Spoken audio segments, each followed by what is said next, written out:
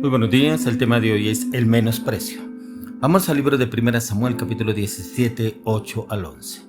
Y se paró y dio voces a los escuadrones de Israel, diciéndoles: ¿Para qué os habéis puesto en orden de batalla? ¿No soy yo el filisteo y vosotros los siervos de Saúl? Escoged de entre vosotros un hombre que venga contra mí.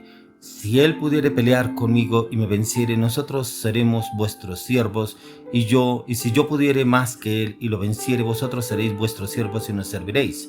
Y añadió el filisteo: Hoy yo he desafiado al campamento de Israel, dadme un hombre que pelee conmigo. Oyendo Saúl y todo Israel estas palabras del filisteo, se turbaron y tuvieron gran miedo. El menosprecio. Impactante la historia de Israel en el tiempo del rey Saúl, en el cual habían gigantes, pero esos gigantes los usaban para enfrentarse contra el pueblo de Israel. Y eran los filisteos, y como estos filisteos desafiaban al rey Saúl y al ejército, su ejército que tenía. Pero ¿quién iba a poder contra esos gigantes? Esos gigantes, la palabra de Dios dice que más o menos medían 3 metros. Y los de Israel, prácticamente el más alto, pensaría yo, unos 70, unos 80 estatura, ¿quién los pudiera vencer? Mire que el menosprecio es esos gigantes que paralizan, que llevan a la persona a entrar en parálisis, en duda, en incertidumbre y en temor. Estaba el pueblo de Israel y más que todo el rey Saúl amedrentado, afligido. ¿Qué vamos a hacer ahora con estos gigantes? Y más si mandamos a una persona que se enfrente contra este gigante, y si lo venciere, seremos esclavos de ellos, de los filisteos. Pero ¿quién pudiera vencerlo? ¿Cuántas incertidumbres, pensamientos, dudas hay en su vida, en su corazón? Yo no sé cuál es el menosprecio que ha venido en su vida. De pronto un menosprecio de parte de su papá, de su mamá, de pronto un familiar, su esposa, su esposo, un jefe, de pronto que como que lo tiene subyugado y nada le gusta lo que usted hace y siempre le inculca, le dice: bueno, para nada, es que usted no sirve, esto no es lo suyo, yo no sé para qué se metió en esto, era mejor que se hubiera quedado en tal parte, era mejor que no hubiera hecho esto, era mejor que no hubiera venido, era mejor que no hubiera vuelto. Bueno, muchas palabras que inclusive padres desatan sobre sus hijos y los tienen atados.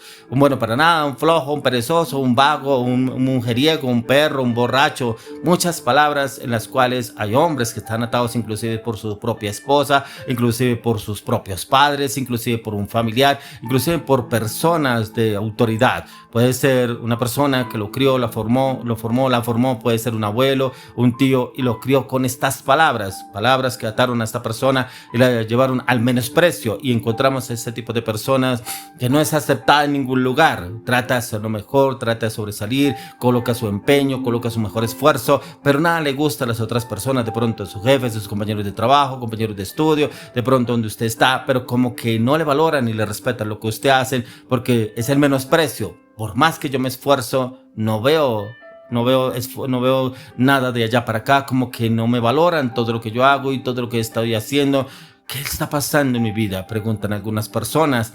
Pero ahí está el menosprecio, y es el menosprecio que trabaja el enemigo en muchas personas y lo lleva a ser personas inestables, inconstantes, inseguras, personas llenas de duda, de frustración, de temor, de ansiedad, de depresión. Y eso es lo que sucedía con el pueblo de Israel, que estaba sucediendo en este tiempo. Pero aún el rey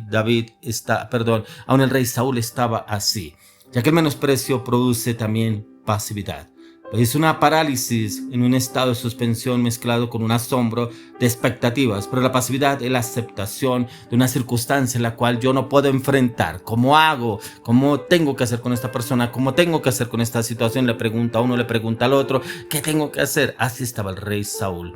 ¿A quién iremos? ¿Con quién nos enfrentaremos? ¿Con quién llevaremos a la pelea? Porque tenía todo un ejército, pero él sabía que ese ejército no podrían vencer a este gigante que se había levantado contra ellos.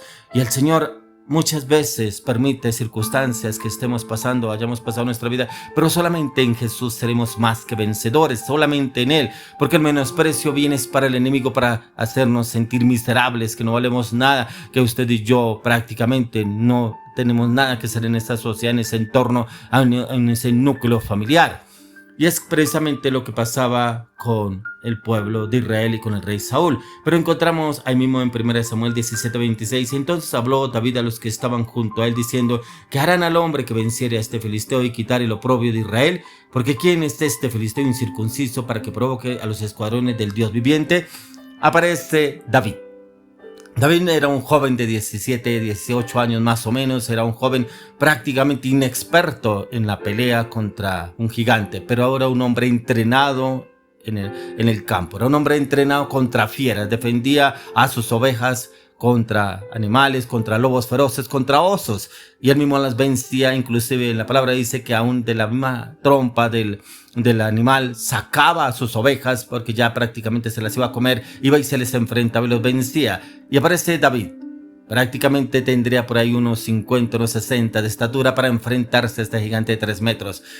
Ese gigante que se ha levantado en su vida, hoy está el Señor. Pero el Señor le hará las estrategias. Así como Dios le dio las estrategias a David para poder vencer a este gigante, que por medio él le utilizaba eran jabalinas, piedras que él utilizaba en su cochera y la lanzaba y decía que él daba en el clavo, como dicen algunos. Y con esta una sola piedra lanzó a través de esta jabalina en su mano y la rodeó varias veces, le hizo círculos varias veces, la lanzó y le dio en la cabeza al gigante y lo tumbó al gigante, y todo el pueblo de Israel quedó asombrado de lo como el respaldo. Pero algo más impactante que el rey David, que después fue rey David, el mismo David dijo: tú vienes conmigo con espada y jabalina, pero yo vengo contra ti en el nombre de Jehová de los ejércitos. Mire que él no fue en sus habilidades, él no fue en sus estrategias de pelea, de guerra, como lo hacía en el campo con las fieras. Él dijo: vengo contra ti en el nombre de Jehová de los ejércitos. Él sabía quién lo iba a respaldar y quién le daría la conquista y la victoria en todo. Usted no estará cansado de pelear en sus propias fuerzas, en sus propias estrategias, y no ha mirado que el Señor le quiere a las estrategias de él. Él mismo le hará las estrategias para salir victorioso en esa situación que usted esté pasando. Pero encontraba otra palabra en donde el menosprecio también fue aún más hondo, en el cual el Señor nos quiere sacar de esa situación. Miremos lo que nos dice en el libro de Lucas capítulo 23, 8 al 12.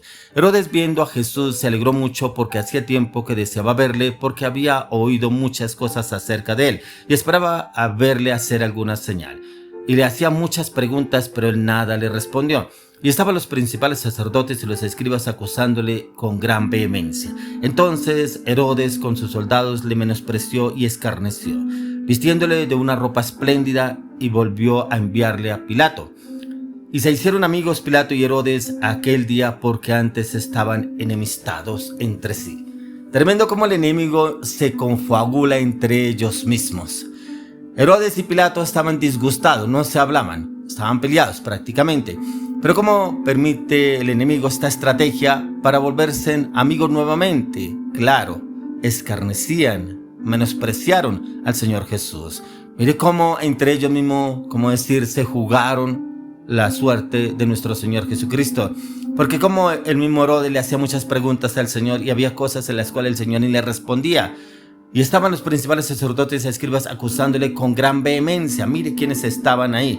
¿Quiénes lo están acusando a usted? De pronto los amigos que usted creía que son sus amigos. De pronto personas en las cuales usted había depositado su confianza. De pronto compañeros que usted creía que eran leales a usted. Pero en un momento estaban acusándolo cuando usted dice: ¿qué pasó acá? Pero oiga, ¿y dónde está el compañerismo? Oiga, ¿y dónde está el poder compartir lo que yo hice por ustedes y aquí no veo? Mire que el Señor Jesús fue afrentado. Mire que el Señor Jesús fue vituperado, golpeado, flagelado. Y aquí dice: y estaban los principales sacerdotes. ¿Quiénes estaban? Los de la ley. Pero entonces Herodes con sus soldados le menospreció y escarneció, diciéndole de una ropa espléndida, y volvió a enviarle a Pilato. Prácticamente se burlaron de él. Lo hicieron sentir de lo peor a nuestro Señor Jesucristo. ¿Qué le quiero dar a entender? Que el menosprecio, el mismo Señor Jesucristo lo vivió. Pero si Él lo vivió, fue para sacarnos a usted y a mí del menosprecio. No vivir en el menosprecio. Recuerde que estábamos hablando que el menosprecio paraliza, doblega a la persona. La lleva a sentirse miserable, despreciable ante las demás personas, y como que se mira que prácticamente no vale nada. Así como se sentía en ese momento el rey Saúl frente a este gigante. Y hoy el Señor viene a hablarnos a usted y a mí sobre el menosprecio. Y el menosprecio podemos vencerlo a través de nuestro Señor Jesucristo, ya que Él mismo fue menospreciado inclusive por las grandes autoridades de esa época, como lo fue Herodes y como lo fue Pilato. Pero aún el Señor le dio la victoria y la conquista en todo a través de la cruz del Calvario. Hoy usted y yo, en el nombre de Jesús, somos libres de todo espíritu de menosprecio a través de nuestro Señor Jesucristo.